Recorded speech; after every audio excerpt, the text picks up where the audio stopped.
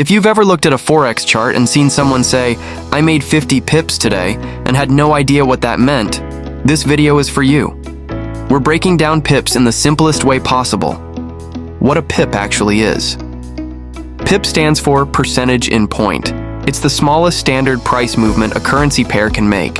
For most pairs, a pip is the fourth decimal place. So if EUR/USD moves from 110.50 to 1.051, that's a 1 pip move. It's the unit traders use to measure how much a price has changed, like measuring distance in meters instead of just saying a bit further. The exception, JPY pairs. Here's where beginners get confused.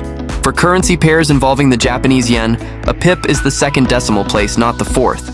So if USD JPY moves from 145.20 to 145.21, that's also 1 pip. Different pair, different decimal, but the same concept. The smallest standard price step. Why pips matter for your trades? Pips are how you measure profit, loss, and risk. When you set a stop loss or take profit level, you're essentially deciding how many pips you're willing to risk versus how many you're aiming to gain. If your stop loss is 20 pips away and your take profit is 40 pips away, you have a 1-to-2 risk to reward ratio, meaning you're risking $1 to potentially make 2. Pips and lot size. Where money comes in a pip by itself doesn't tell you dollar value, that depends on your lot size, which is how much of the currency you're actually trading. A standard lot is 100,000 units of currency, and on most major pairs, 1 pip movement on a standard lot is worth about $10. On a mini lot, 10,000 units, a pip is worth about $1.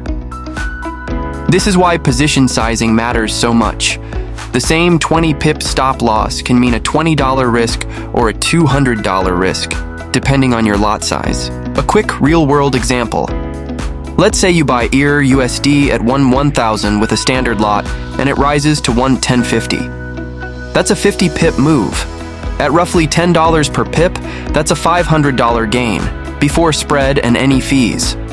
Same math applies in reverse if the price drops. Outro. CTA So a pip is simply the smallest standard price step in forex, and understanding it is the foundation for setting stop losses, take profits, and managing risk properly. In the next video, we'll cover support and resistance, 2 of the most useful concepts for reading any chart. Subscribe so you catch it, and let me know in the comments what topic you want explained next.